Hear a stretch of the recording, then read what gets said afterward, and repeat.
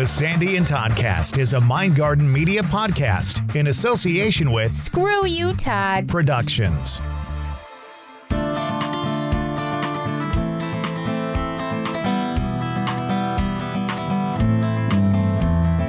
It's a podcast. What I noticed about you, by the way, before we get into the podcast, is that you're coughing a lot. Did you realize that? Yes, I did, because I was just doing a lot of dusting in the living room. I'm making myself cough. So, not that my house is that dusty, but I don't know. I'm just coughing because of it. You're going to make me cough more, Todd. Yeah, she's doing this thing. She got...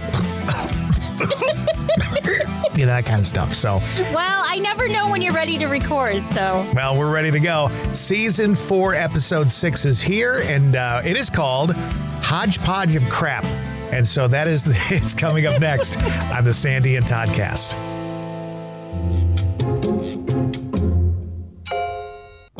Crowds, arguments, loud noises, narcissists, energy vampires. Does that seem scary to you? It can to an empath. Sandy and Todd from the Sandy and Toddcast invite you to join them for a new podcast, the Empathecary podcast. These two empaths know exactly what it's like, and they'd like to share their stories, knowledge, and ideas with you.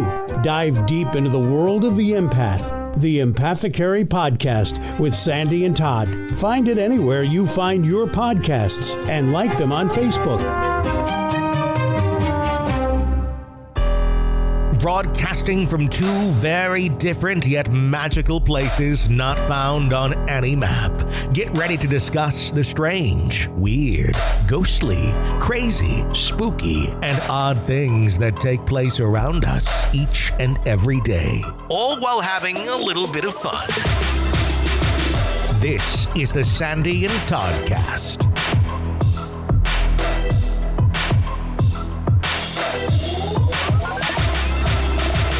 Season 4, episode 6, Hodgepodge of Crap is what I'm calling it. It is the Sandy and Toddcast. How are you? I'm good. You know what is funny about that is when every week we try to decide what we want to call our episodes. And I was thinking something like Hodgepodge and Potpourri or something. But Hodgepodge and Crap, that pretty much says it all. Because you're all in for an hour of nothing but crap. God, I hope it's not an hour. It's probably damn close. I hope it's the shortest one we ever do. All right. See you guys next week. Bye. I actually, you know, you're bringing most of it to the table today. I'm kind of sitting back and just being a spectator, except I do have some stuff I do want to talk about. Okay. And it involves you. Of course it does. So not only are you coughing on this podcast, which I noticed, she's like, so I have something to tell you. Doing a lot of that. Prior to the podcast, a little more technical storytelling to go forth here. Twice before the podcast, the camera fell. And the first one is set up, and you have a little bit different setup in your studio. You don't have it completely set up the way you want it, but since we haven't been doing live casts, the way it's set up is a little bit different. You're facing a different way, blah, blah, blah. Yeah. And so you started talking like right out of the bat. You're like, oh, I have a blah, blah, blah, blah, blah, blah, blah, blah, blah, and all that. And as I'm looking at you, I can tell that the camera's starting to move because all of a sudden I'm seeing less of you and I'm seeing more of Spike. Less of you, more of Spike. And I'm like, bye. And I thought you just didn't want to talk to me anymore. 30 seconds was enough of you. We get so busy sometimes that we really just don't. And because of your leg injury, your knee injury and everything, we haven't really done we haven't done any live casts for a while. So we haven't really been on camera much. And so when I do see you, I mean, we message all day, but when I see you, that's when the floodgates open and I want to talk more and I want to fill you in on stuff because it's easier to do it that way. And I'm fine with that. But so all of a sudden the camera falls and then it goes completely off and I can only hear your voice for a couple seconds. Well, here's the story. Here's the quick backstory. I used to record everything, do all my lives, do all my recordings, everything on my laptop, which is right kind of at a 90-degree angle to my left of my desktop. I use my desktop for surfing the web and doing my, 9 to 5, not really 9 to 5, but my day job. And then I use the laptop for all the other stuff. Well, we have been fighting with my laptop, and I'm sure everybody who's seen the live casts over the past 8 months have heard about it. We have been fighting with my laptop because there's some sort of background wheeze, some noise, feedback noise that comes through that laptop and through my board in the mic and everything, and you can hear it. So we've been fighting with it. Finally, we just gave up, and I've turned everything around to the desktop. Well, the desktop is much higher up. It's sort of sitting on a shelf. So now I'm in the process of trying to get everything sort of moved over to the laptop, and it's a different angle and everything, which I actually like. But the problem is that the camera is just very, very lightly resting on the top of my monitor about 3 feet above me. And so it just is falling off, and I haven't had a chance to really get it attached to the monitor yet. So that's my dilemma with that. So of I'm going to course ask you you. have to make fun of me. I'm going to ask you a couple technical questions real quick. So stop. you see where your monitor is. It's on a shelf. Yeah. How much room in front of the monitor is there of the shelf itself? Like, is it an inch? Is there a couple of inches of room, or is it right at the edge of the shelf? It's like right at the edge of the shelf. Okay. I did try one other thing that I might go with, but this actually works pretty well. So I'm probably going to stick with this, but I just have to modify it and get it where I want, or just buy a new camera that is easier to manipulate, which probably would be the smart choice. Does your camera have a small hole in the bottom where something can be screwed in? A lot of them do. No, it doesn't. It was a cheap one that I got. So Gotcha. I think I'm going to spend a little bit more, and I'm going to get because it's a pain in the butt. But it is, I actually like the angle and everything much more, but it's just a pain in the butt. So thanks for bringing that to everybody's attention, Todd. Well, that's not the only thing, because not only did it happen once, but then it happened a second time where you actually somehow you knocked it off. I don't know how you touched it, but apparently you knocked it off. I don't know. I did. I think my foot touched it because the cord is like right here. So yeah, thanks for bringing that to our attention, Todd. I love you. And then the coughing started again. And the coughing. It's just been. And it's not like one of those coughs where it's like, because I just ate something, so I'm clearing my throat a lot because you get that mucus after you eat. So I've got that going on. But you got like the dry thing going on where you're like. Well, kind of thing. I've been trying to take advantage. I finally have a quiet weekend, so I've been trying to take advantage of like cleaning things out and, doing a little bit of very early spring cleaning. And so I was just downstairs and I was doing dusting and stuff. And when you send me the link to meet you on here, I kind of like rush. And so I came up, and that's that. So there. Okay. Is there anything else you'd like to make fun of me for? Well, earlier this week, we were getting together to record what we thought was going to be this episode. And then our guest kind of fell through and whatever. So we didn't actually record. Right. But in the process of waiting, it was another one of those floodgates of information coming from Miss Sandy Jean. And it had something to do with feeding the rabbits in her backyard. Right. And you were going to do all sorts of stuff. And I'm just sitting here thinking, poor Dave. Poor Dave. So here's the deal. And I think it's wonderful. And all of my animal loving friends will understand this completely. We have a lot of bunnies and squirrels and chipmunks and birds in our backyard. Okay. I want an opossum in my backyard so bad, but in all of the years, I've lived here like 20 years, and all of these years, I have never seen an opossum. I wish they actually have opossum houses that you can build in the winter for them, because they're wonderful animals. And you can build them to keep them safe and warm, because they get frostbitten really easily and they don't hibernate like a lot of them do. And so, but anyways, I love feeding them. It's so much fun to feed them all. I bought hay. I bought bunnies, like we have a lot of bunnies like Timothy hay. So I bought a bale of Timothy hay, and I put some out a little at a time. And we have critter food and everything. So I thought last year that wouldn't it be cool if I grew a garden this year, but grew a garden just for the animals? So far I've gotten squash seeds and lettuce seeds, and there's going to be carrots. So the bunnies, all of them can have. Then the other half of this garden is going to be all kinds of plants and stuff that bumblebees love. Because bumblebees, we have a lot of bumblebees in our backyard. And I noticed last year we have some wild asters in the back, and they love them. I'd see 6, 7 of them on them at once. I thought, well, let me put them in one area for them so that they can all go enjoy things. So I'm going to make a garden for the wildlife. Uh-huh. And you think that's funny? Well, I think I understand what you're trying to do, and I think it's very, very kind and very nice. When you bring rabbits into your backyard and you feed them, then they're just prone to eat everything in your backyard. So if you have any bushes and stuff like that or young plants, they will likely just mow them over. But here's the thing. I don't, though. I don't. So this would be like, I don't have anything. It's weird. I have about 50 or 60 feet of wooded property between our backyard and the mall. We have a shopping mall on the other side. And there's a lot of wildlife that goes down through there, and they have trees and bushes and stuff. But we don't have anything in our yard. Our backyard is pretty bare, except for the grass. So I don't think it'll do anything. I don't think it'll be there won't be repercussions from making this. Okay.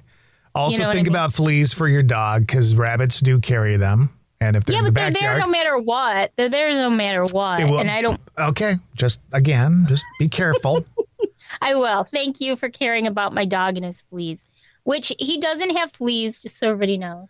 Well, of course not. But if he's, if he goes out and back and there's a lot of rabbits back there could be a lot of fleas back there. And then, that's true. But, I think he's fine. He has his flea medication and his heartworm medication every single month. I do not like to see rabbits in my backyard because they have diseases and they have fleas and they eat everything that they can.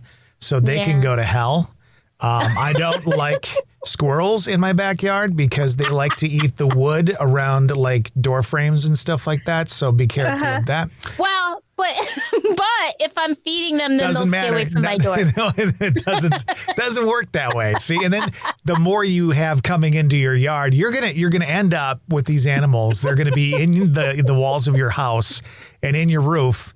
And then you're going to be crying because you hear scratching and they already are. How many times have I told you at night that I hear them? Voila! I have just made my point. You can't stop them. They're going to get in. What? Yes, you can. No, they're not going to get in. But I'm not killing anything, so that's the end of that. Oh my God! Let me come in there.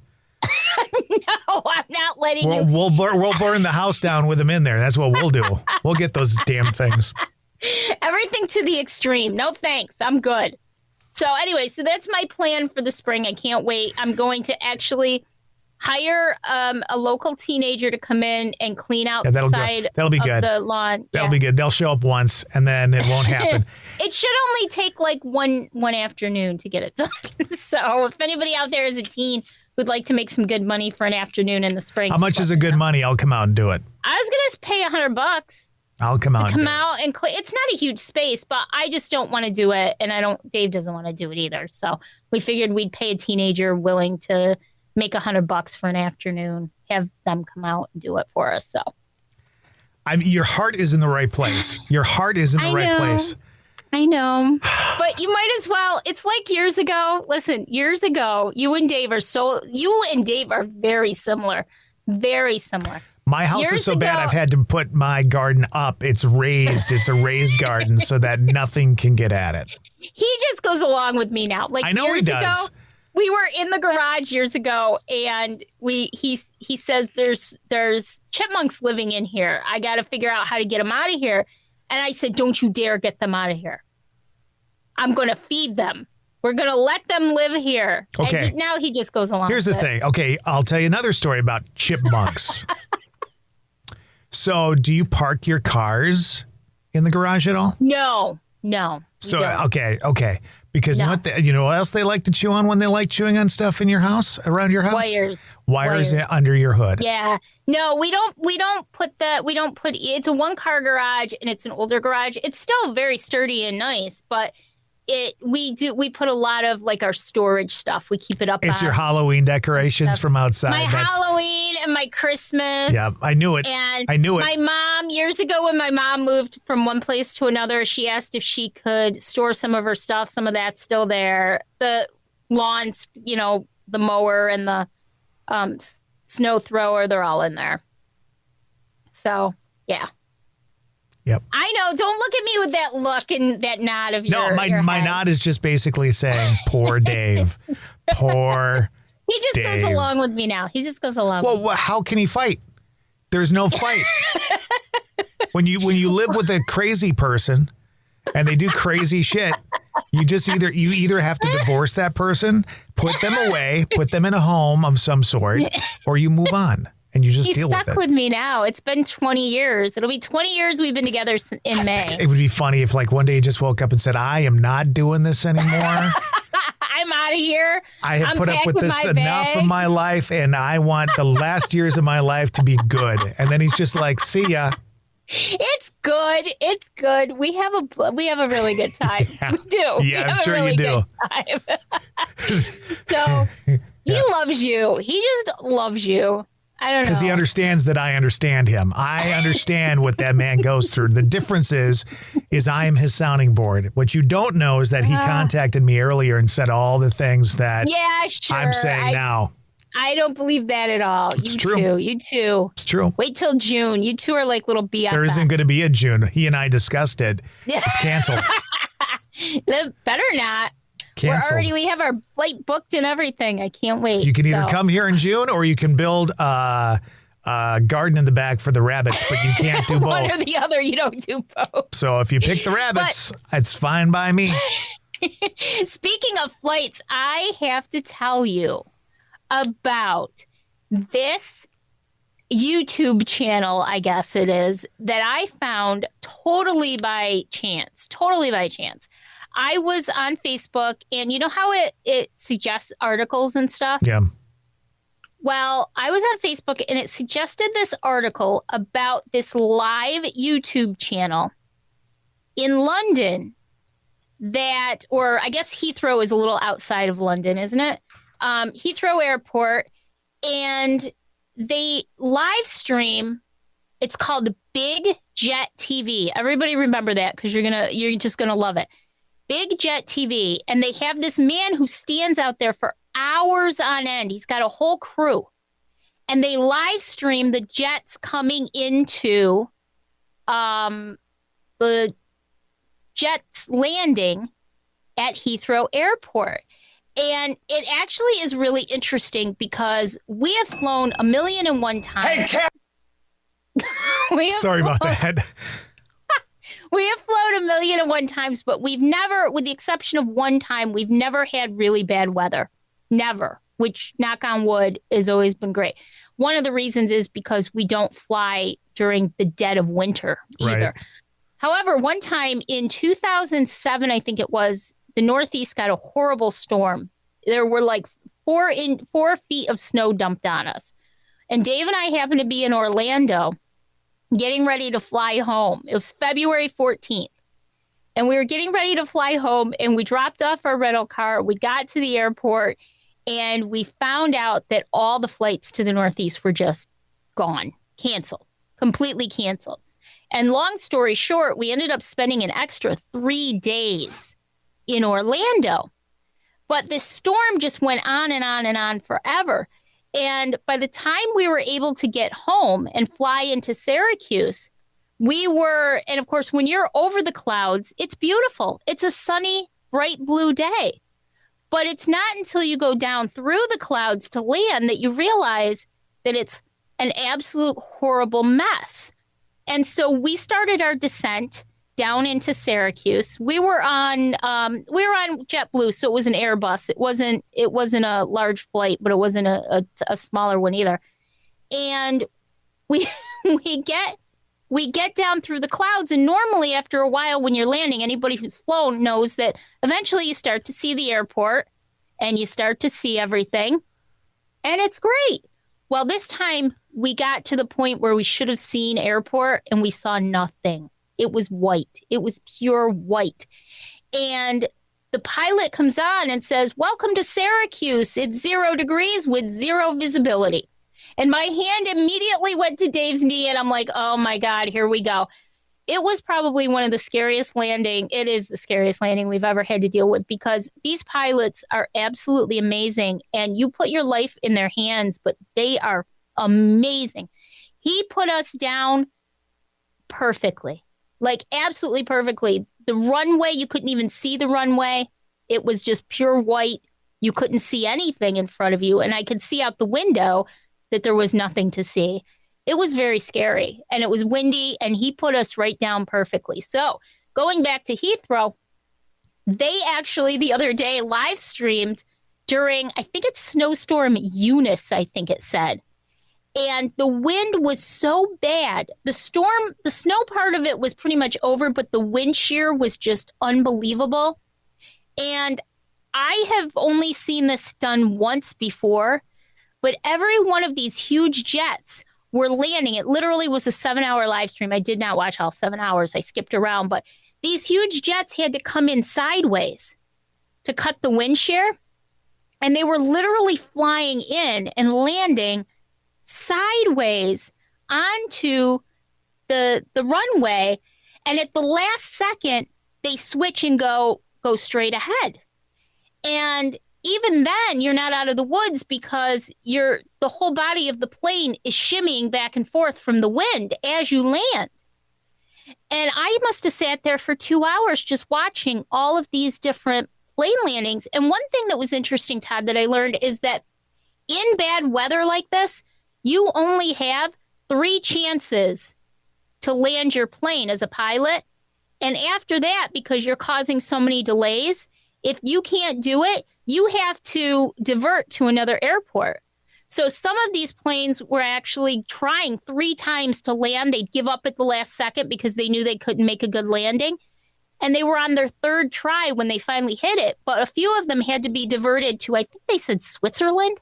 Manchester, probably. One of them was Manchester. One was Switzerland. There was another one I saw that was a place starting with a B. I can't remember where, but it's just fascinating. And you literally put your life in their hands, and these people, and I realize that a lot of it is the automation of the airplanes as well, the equipment, but these pilots are absolutely amazing. And if you guys check it out, because I had only seen this happen one time, and it was a female pilot that I saw do it the first time, maybe a year or so ago. But to watch them come in literally sideways, and you can see the plane teetering as it comes in. I can't imagine being on that plane. And I've had, what do you call it? What's the word? Gas. No, I hate you. I hate you. Now, what do they call it? Turbulence. We've had turbulence on a flight, but we've never had anything like that. And they come in sideways, and at the last minute, they straighten out and they land. Just fascinating. Well, so as you know, I work in the UK. So yesterday, the big news yesterday was Eunice. And I saw, roadways were completely, blocked by downed trees. And I actually saw a video of a tornado, which they don't get tornadoes in the UK. So for the fact that they had tornadoes and stuff like that was pretty kind of crazy. That's so scary, especially if you're in a place where that stuff doesn't really happen to you often. We don't get, where we are in New York State, we get tornadoes, but we don't get the same kind of tornadoes that people, not to downplay what we get because they do a lot of damage, but we don't get the F5s in New York State that, Arkansas gets, right? Arkansas or Missouri gets. We don't really, we'll get the outer bands of a hurricane if it comes up the East Coast sometimes. But we don't get a lot of that. We get a lot of heavy snow. But I can't even imagine living in a place where you don't get a tornado ever, and then all of a sudden you've got a tornado. How do you even prepare for that? And I'm not sure it's that you scary. do. Yeah. It's very scary. It's so scary. But I will say, Big Jet TV, you guys, they broke a record for themselves. They had over 200,000 people watching this live stream at one point during the live stream. So if you want to know what, is going on in the life of Sandy Jean, she's watching Big Jet TV 24 hours a day while planting a garden for the rabbits in her backyard. I'm the crazy lady. Oh my God, you're nuts.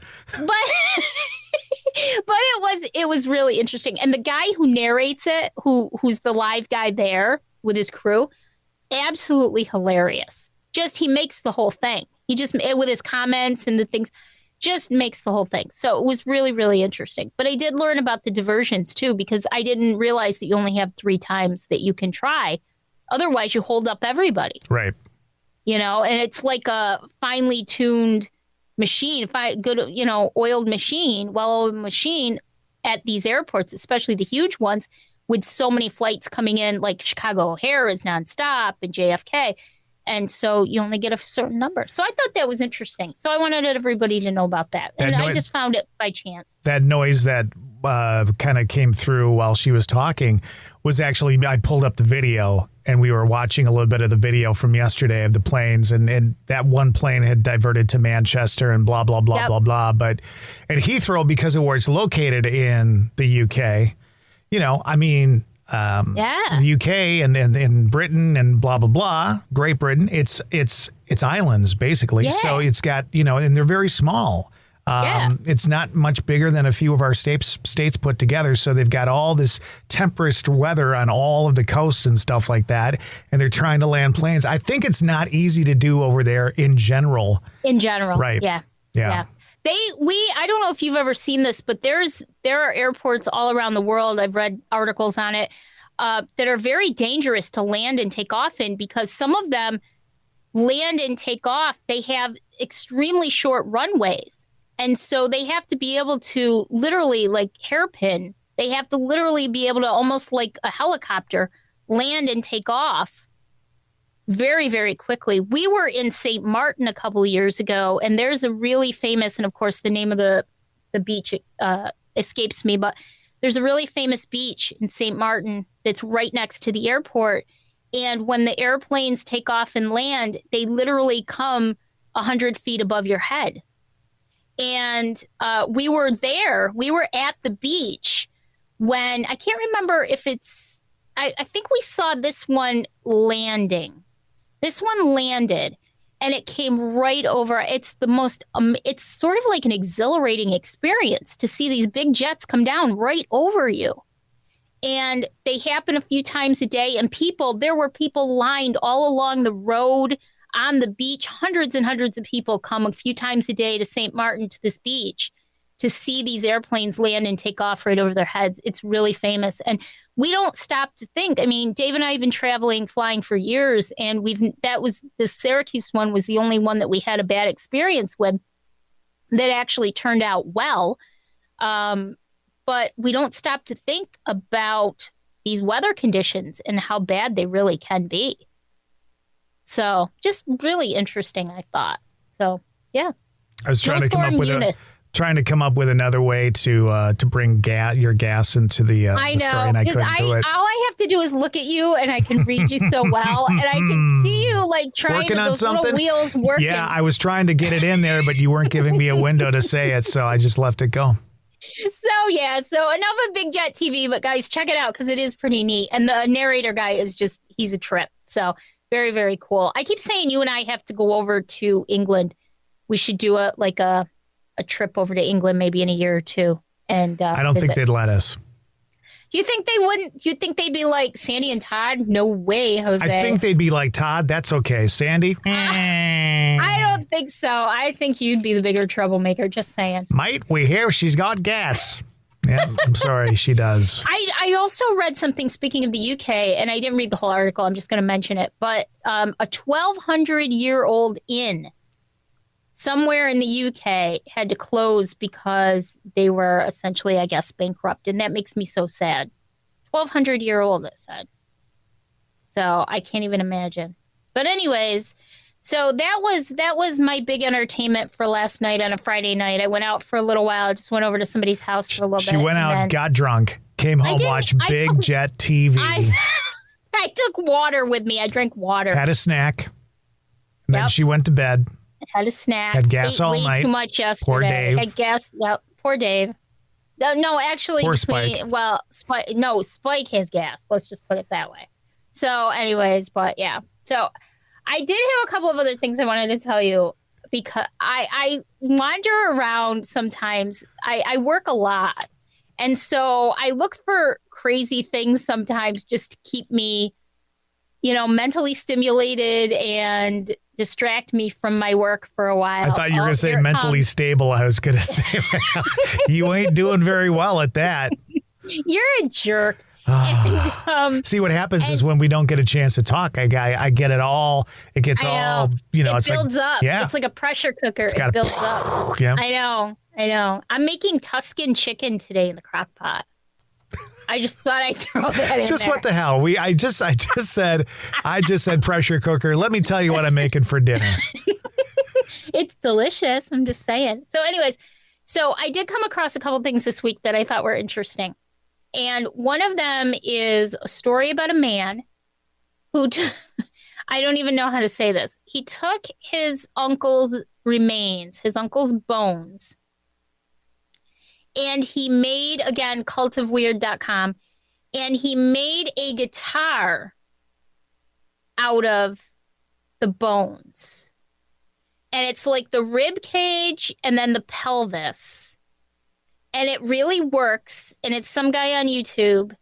And I actually watched him play it a little bit because I was just fascinated by the whole idea of it and skeeved out by it. I just am. I don't know.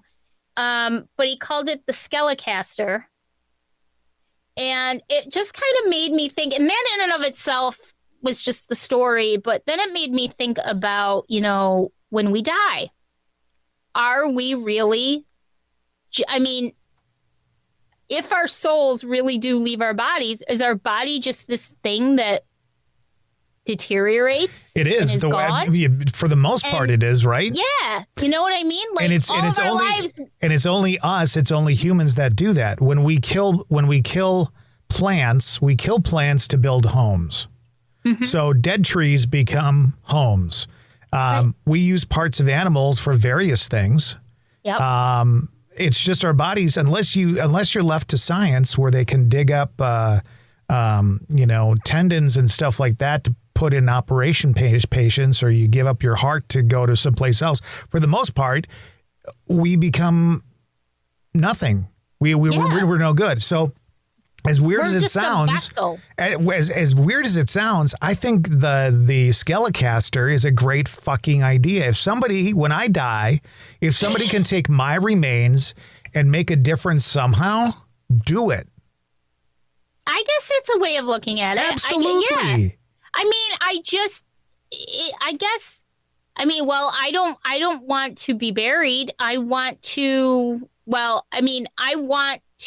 build a tree, basically. We've talked about it on the show before. I want to do something like that because I feel like that's my way of giving back to the earth. And I love that idea, but it just is even more, I guess, spiritual in a way. It got me thinking about it. Like, we really are. We spend all these years in this body, moving it, taking care of it, doing everything that we can about it, right. or not. And in the end, it doesn't even matter because it's just a thing. You know what I mean? But it shouldn't be. Like,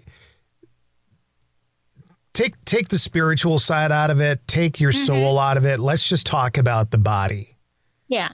Like, you're basically saying it's not good for anything once it's done with its purpose. And that's ridiculous. I mean, No, I'm not saying that, though. I know you're not, but I think in general, that's the way we look at it. We throw it in a box, we shove it in the ground, and for some reason we think that should be okay. And to me, that's just dumb. Right. I know. Because I know hunters. I know it's not on the same exact level, but I know hunters who, and I'm not a fan of hunting per se, but I do understand the need for hunting. I get that.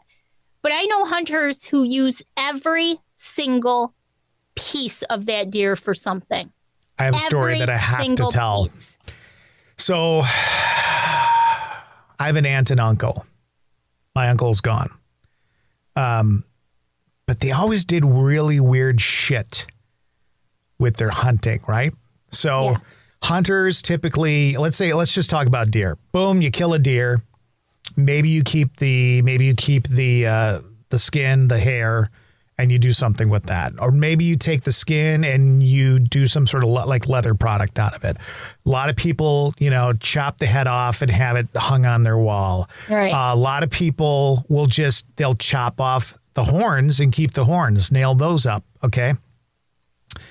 They did really weird shit. Like they would do like a place for you to hang, like a plaque where you would hang jackets on, but instead of using hooks, they would use the hands of the deer. I've seen that. And I've seen them. They made a table with deer legs. Oh my God. Oh my God. Oh my God. Oh my God. So now I grew up a family. They hunted. My mom and dad both had deer heads on the wall. We had a fish on the wall. We had a pheasant on the wall. I got all that. I lived all that. It didn't really bother me. My dad, pretty much every deer he ever got, chopped off the horns and had them someplace in the fucking house. Right. My dad was really, he held on to everything. Speaking of hunting, like he had the very first hunting license he ever had and every one after that stored away. Mm-hmm. Very, so I get that. I understand that. But as humans, we don't even do that. So like somebody dies, we shove them in a box, throw them in the ground. We throw them in an oven. We burn them up. We put their ashes. Isn't there something we could do? We take animal guts and we make instruments out of that. Cat gut is, there's it's a terminology, but yeah, there were things like intestines and stuff that were used for strings of instruments, and horsehair that is used for the bows of instruments and all that kind of stuff. Why are we the ones that feel that we die and it's just not worth doing anything with it? You're actually 100% right. I think and that's why I want to give my body back to the earth. I want to be able to. What if it doesn't want it back? Like what if Mother Nature's like, no, thanks, but no thanks. No, it would be happy with mine because I have a lot of extra nutrients in there. Remember chiffon margarine and the line?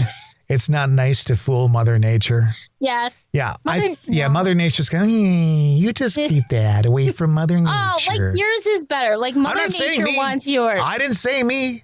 She wouldn't want me either. But what are you going to do? What are your plans? I would like, in basic terms of stuff that very typical, I would be okay with being cremated and just get rid of the ashes. Don't leave it sitting in an urn someplace. Just blow it out in the wind because it doesn't matter.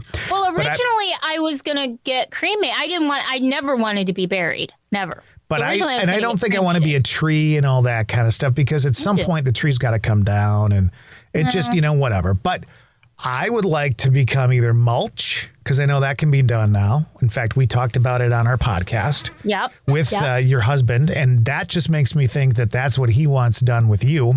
And then I would also... We're both getting it together. I would like to be on the body farm where they take bodies and they put them out there and they see how they deteriorate. I would love to do that. How cool is that, though? I've watched shows on the body farm. I think that's fascinating. Ladies and gentlemen, are you surprised that she watched shows on the body farm? Me either. I've seen some video on it. Listen, I watch all of that stuff. Listen, Mother Nature loves me. Screw you, Todd. I listen to all of that. I watch all of that stuff. I'm very about the macabre and all of that. Science-y stuff like that. I just love that stuff. True crime, all that stuff. But yeah, so I think that's interesting. I did find out one thing before we move on to the next topic, but did find out one thing. I watched this show about, it was on Discovery Plus. It was about an African-American colony in Florida in the 1800s, late 1700s, 1800s. And they were attacked at one point by the military, long story. But they were finding there were still bodies buried under there from like where they were buried, and trees would come up. And I thought this was very interesting. They were able to, they brought cadaver dogs in because they wanted to see if they could pinpoint where some of the bodies were buried. And a lot of the cadaver dogs would alert near trees. And what they said was that as the bodies decomposed, their nutrients help the trees grow. And so some of that DNA actually goes into the trees. The trees actually take some of the DNA from the decomposing bodies as they grow. And so sometimes that can happen. I just thought that was really interesting. I never thought about that either. We're going to take all media away from you so that you can't watch or listen to anything anymore, because I think in some cases a little bit of information is kind of dangerous, and that might be your situation. I love history. I do too, but I'm good with trivia because this stuff all sinks into my brain, you know, and so I just remember these facts. When we come out to visit you, I already know exactly where, you know, where everything is and what's going on, because I research. That's what I do. Every once in a while she'll go, what about this place when we come out? It's like, it's months away. How about I go, have you ever eaten at Friar Tuck's? It's months away. I'm not even thinking about that. I'm not even thinking past tomorrow. You and Dave are exactly the same. Neither one of you ever gets excited until like 2 days before. We were on the plane. We were literally on the plane on the way to Chicago to come see you. And then you're like, okay, now I'm excited. Yay. And I was like, but we'll see you in 2 days. But that's how both of you are. You're exactly the same way. And I'm like already planning ahead. And I already told you the reason why that is because for the most part, I was hoping that the whole thing would fall apart and there wouldn't be a trip. No, you were excited too. We had so much fun. We had a blast. One of our funniest episodes was last season, right after we got back from vacation. Why? And we were telling the stories of the things that we did and what happened. And it was one of my favorites. I was rolling. So everybody go back and listen to that. So, but I think it was sometime right after in September, mid to late September. So anyways, but yeah, so that was interesting. And then I found an article. Oh, God, more media. I know. I found an article on livescience.com that listed the 7, or what they believe to be the 7 most haunted places in America. Okay. And we'll go down through them real quick, but I realized I have been to 5 of the 7. Oh, my God. I am surprised. I have. I never would have imagined that many. I couldn't believe it when I found out. What's number 7? What's number 7? Okay. So, number 7 is the St. Augustine Lighthouse. We'll go backwards. Number 7 is the St. Augustine Lighthouse. Why wouldn't we go backwards? You do the countdown like Casey would do it. Up 1 from 8 last week. We're at number 7 this week on the American Top 7 I don't know what Scariest. it was last week. I don't know what it was last week. Okay, but you always do a top by going backwards so that you get to number 1 last. Yeah, that's what I'm doing. That's what you said. I know, but you're like, okay. You're like, okay, we'll go backwards then. Well, like you were going to start off at number 1. So number 7, St. Augustine. You went there. You were there. You didn't go in the lighthouse right away. You went in the other place. You had more stuff there. And the St. Augustine Lighthouse for me was the scariest episode of the original Ghost Hunters ever, because you see the shadow looking over the ledge of the stairs. Yep. That's without it. And that's one of the main motivating factors, honestly, when we decided, because we usually go somewhere every year. Sometimes we'll do 2 trips. Let me ask you a question. What? Does Dave ever get a chance to choose where he wants to go without any consideration from you? Has Dave ever said, this year for vacation, I want to go here? Dave is really good about it.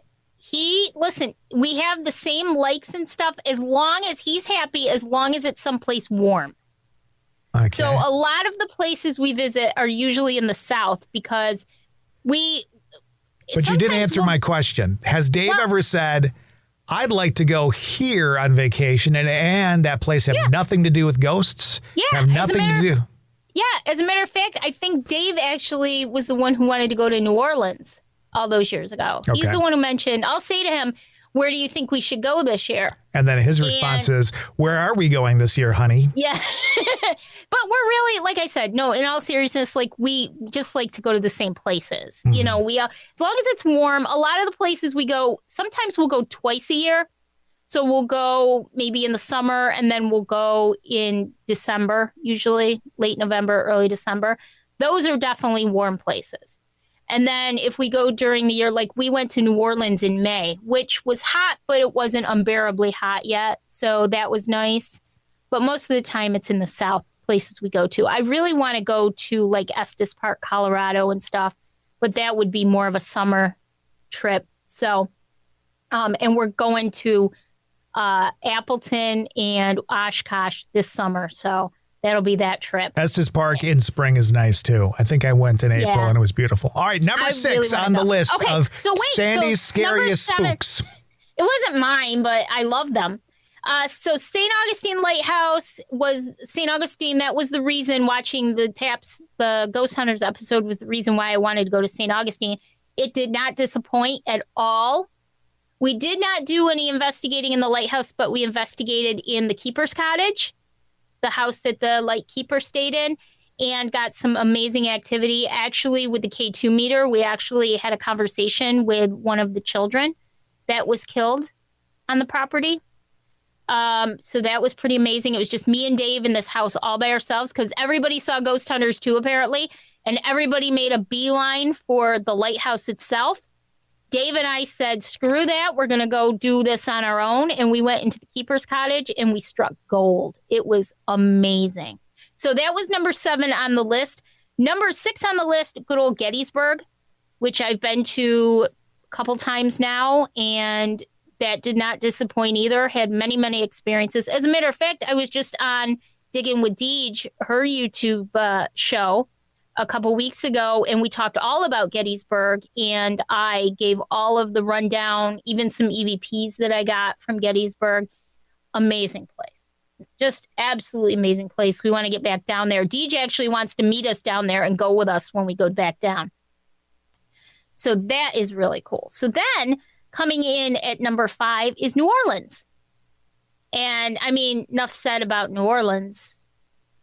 Doesn't get any better than New Orleans. It's a very interesting city for many, many, many reasms. Mm-hmm. And the energy there is very unique. And the remnants of Hurricane Katrina, still very prevalent in some areas down there. Yeah.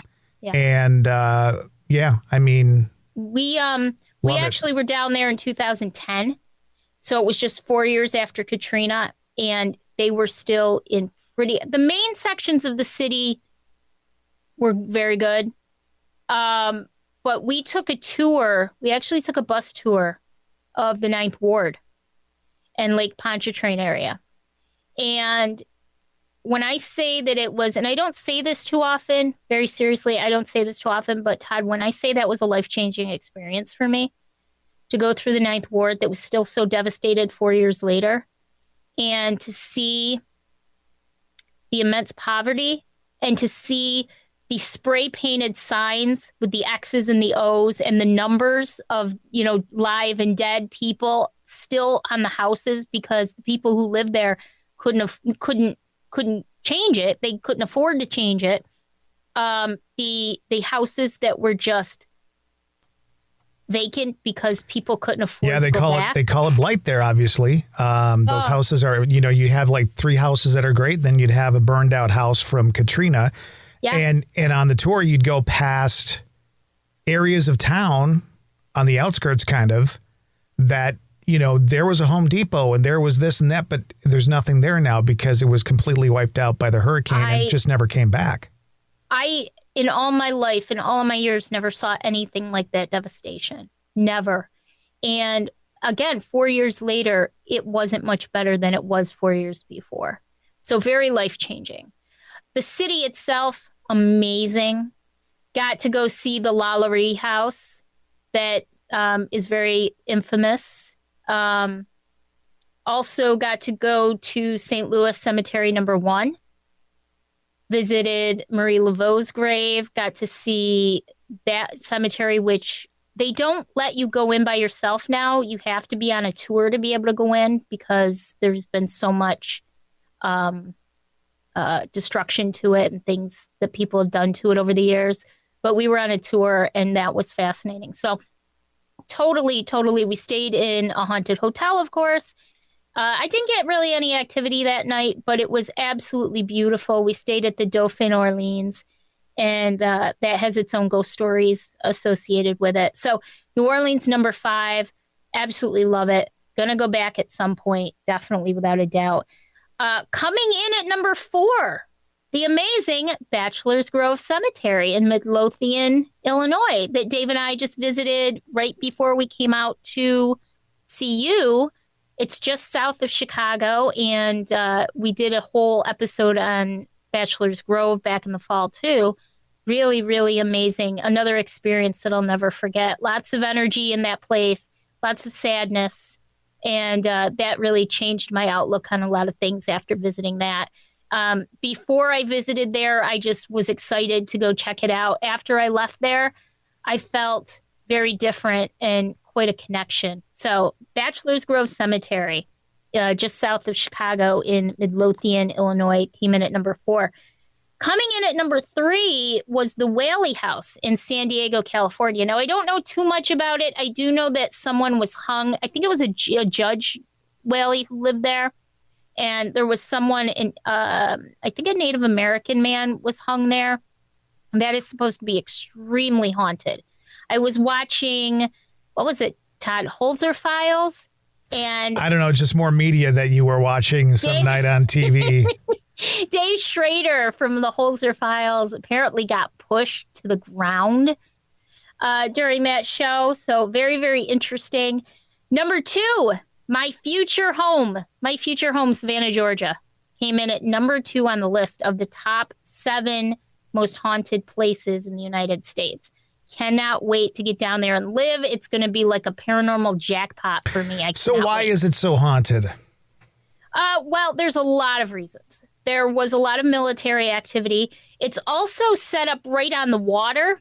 So there was a lot of bootlegging going on. We ate dinner in the oldest building in Savannah. It's called the Pirates House. And literally in their dining room, they had discovered a stairway that goes down to a tunnel. It's about 2-3 blocks from the water. And you can actually stand. They put an iron fence around it. You can actually stand and look down into it, where they used to bootleg. And they would they would hijack people and bring them through the tunnels. They would bootleg through the tunnels. What they called it, like Shanghai people. They would Shanghai people, I think. And so there was a lot of that kind of activity going on, a lot of death. There were illness outbreaks. The city is essentially built on top of dead people. The entire city is essentially built on top of dead people. Hundreds and hundreds. I think it was cholera at that point, epidemic in the 1800s. And so hundreds and hundreds of people died and they were buried. And then they just built the city on top of it instead of moving them. So the whole city is essentially haunted. The entire city. The historic section of the city is entirely haunted. And it's the most beautiful place. The squares that you can go into, Jackson Square and all the different squares with the trees. It's so lovely. So lovely. So one of my favorite places definitely in the world. We're going to end up retiring there, and we're very excited about that. So number 1 on this list is, can you guess what it is? Is this a city? Is it a place? Give me that. It's a place. It's got a lot of stories attached. Yeah, I'm going to say I'm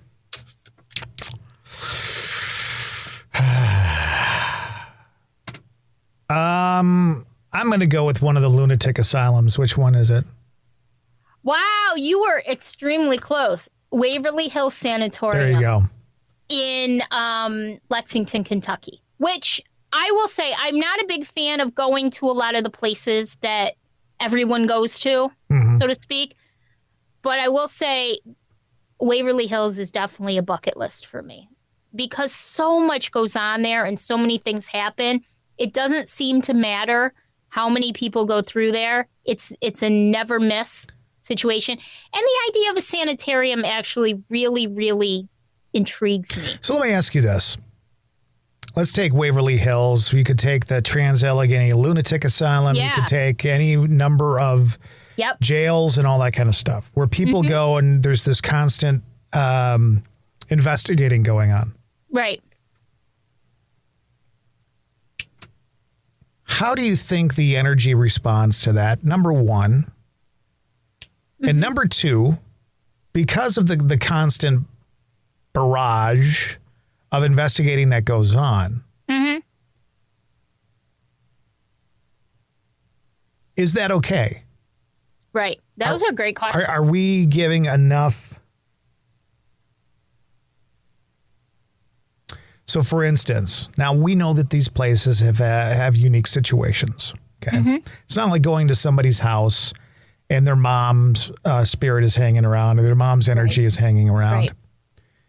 Right. How would we feel though? Let's just create a scenario. Your mom passes away and she's haunting your house. Let's just say, okay. Oh, does he have to go outside? No, he knows Dave's home. So do you want to let him go see Dave? yeah, let him go see Dave. Hold on. So I'll be right back. Okay, I'll watch. I'll give the play-by-play. So she's getting up now. She's walking over to the door. Spike is now running out the door. She is now closing the door. By the way, I believe she's wearing some sort of leggings.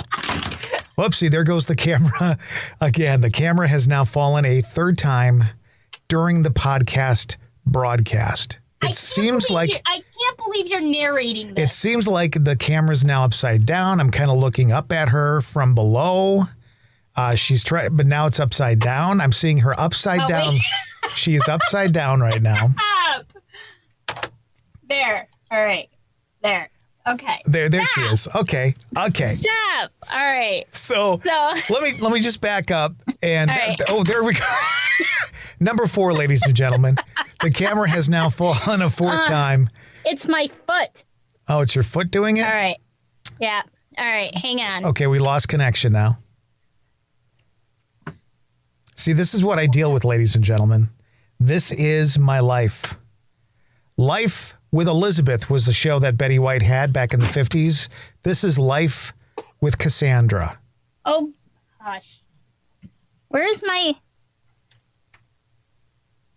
We have to cut this out. No, we're not cutting this out. This is staying in the broadcast. All right, there she is. Oh, now she's gone again. I hate you. There it is. Right, there she is. there. Oh, my Okay. God. That's a good shot. We're just doing this for now. That's good. I like it. No, it sucks. It's but- good. Okay. Okay. All right. So let me get back to this. Okay. So I'll turn the tables a little bit. So my mom passes away, and for some reason, her energy is in my house. Right. How would I feel about people constantly investigating here and investigating her and communicating with her and asking the same questions and doing the same shit? How would we feel about that? Right. And here's the thing. I understand it. I'm not saying that we should be ashamed, but my question is, do we have any sense of responsibility to leave places like this alone? Yes, without a doubt. And I'll tell you, okay, for your first question, I do think that a lot of it is, I do think a lot of the energy that you encounter in these big places is more than likely residual energy, which doesn't have an intelligence to it. Now, with that being said, I do think there is a lot of intelligent energy there. And I do think it does react to to seeing so many people in there. My philosophy, there's two types of, we'll say, ghost hunters. I prefer paranormal investigator, but there's two types. There's the people who are thrill seeking, which is what these places I think are more set up for, thrill seeking. And then there are also the people who really want to understand and want to help. And I don't think these are places that are ever going to be helped. So that's why I think for the most part, it is for the thrill seeker. Do I think it's necessarily right? Not when people are going there expecting real people who are now on the other side to perform, because that's what you're expecting. You're expecting them to perform. I don't think that's right. Am I intrigued by it? Very much so. Because places like Waverly, now we investigated a sanitarium, albeit a smaller one in Sylvan Beach. And even on that scale, the feelings, the emotions were real. But I think you get more as a true, serious paranormal investigator. I think you get more out of small investigations, more personal investigations. I think you learn more. I think you understand more. We just did one last weekend, an old farmhouse, and I have new theories rolling around in my head based on our experiences and my feelings as my abilities. I have new theories. I'll never forget the first time I realized that a haunting by the same spirit could be both residual and intelligent at the same time. It was a big aha moment for me. And I have other theories that I discovered this past weekend that are amazing. I don't think I would ever be able to get those kinds of deductions or theories out of a Waverly Hills, you know? And to me, as much as I'd like to go to Waverly Hills, just based on the history of the place and the pure, it's so huge and monstrous, but it's not going to give me what I'm truly looking for. Well, and so then I will say two more quick things. Number one, a lot of the owners of these places seek this, and I know that some of them make money off this, and that helps. I understand that. But when we're alive, if we want to know more about the human experience, there's certain things you can do and can't do in order to learn. Mm-hmm. We can't say, well, I wonder what this does and chop a guy's arm off. Okay, right. We can't do that. Right. But once they're dead, we can go bug the shit out of them continuously. And that has really come into question with me with a lot of these kind of sight-seeking, experience-seeking places, because things we can't do when we're living to other living people, we tend to feel like it's okay to do once they're gone. And that's what bothers me about places like that. Yeah. Like St. Augustine, it's a lighthouse. Okay. Right. A sanatorium, though, is where people went and really fucking suffered. Yes. You know, you talk about places where there was really bad outbreaks of certain cholera, diseases, all that kind of stuff. And they were sent there to die and all that. Yep. Those places are full of pain and sorrow. Yeah. Like, do we need to poke that bear constantly? Right. That would be my only question. I agree with you. And I feel along those same lines where, am I really helping by going to a Transit Allegheny lunatic asylum? Am I really helping anybody there? No. You might personally learn something about yourself, but again, in real life, there are certain things you can and can't do to learn what you need to learn. One experience I had last summer is we investigated a library, and we were the first group to ever investigate that library. Okay.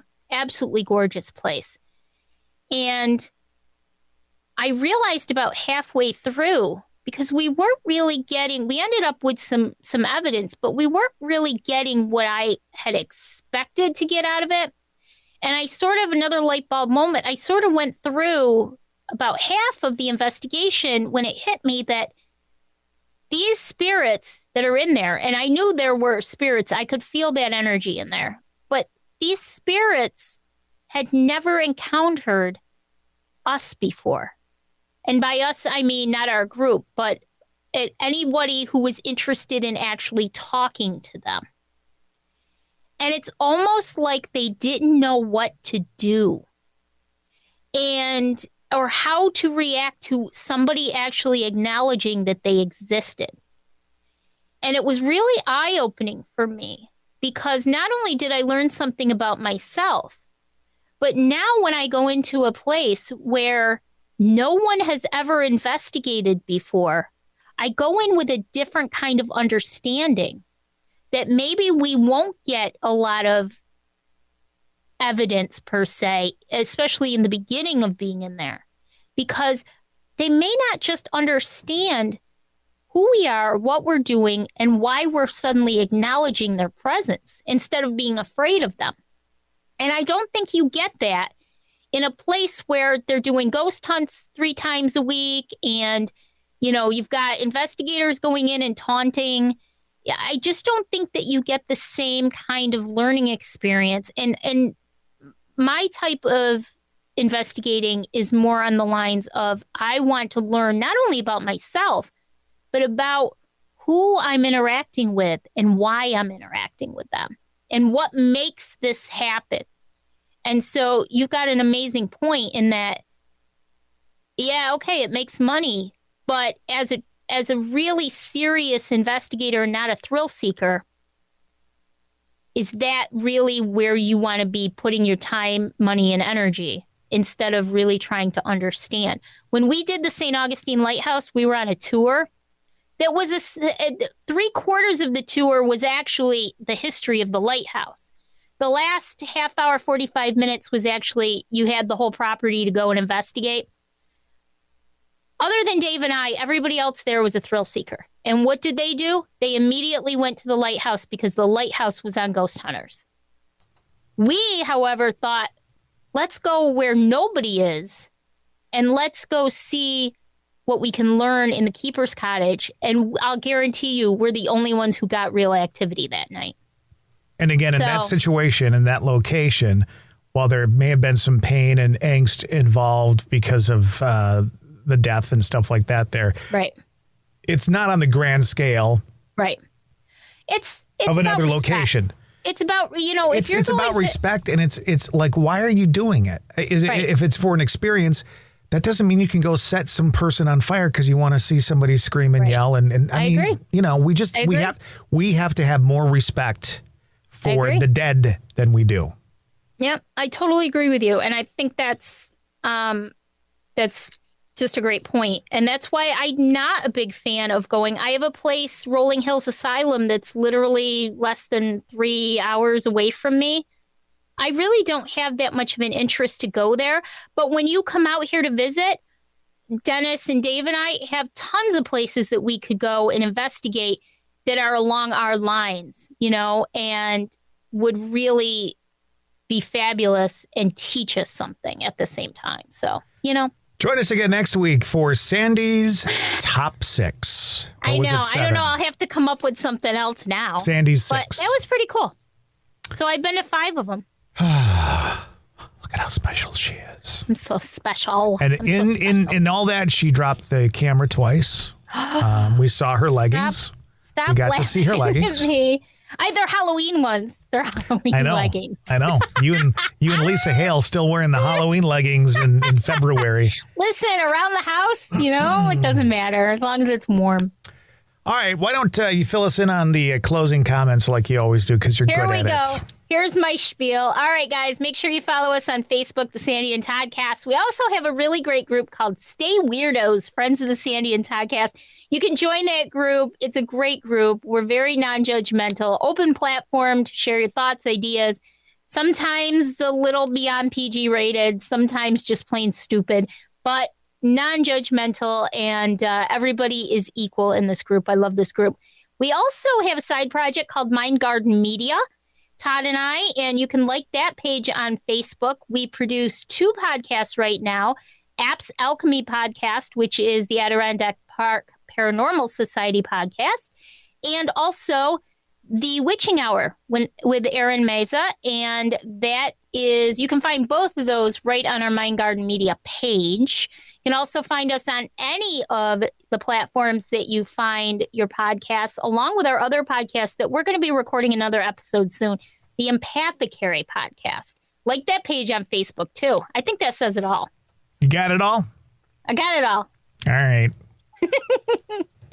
Well, that's it for the hodgepodge of crap. Thanks for joining us. It was a lot of crap. It really was a lot of crap. It was good stuff, though. Thanks for listening in, and we'll talk to you next time. Until next time, bye.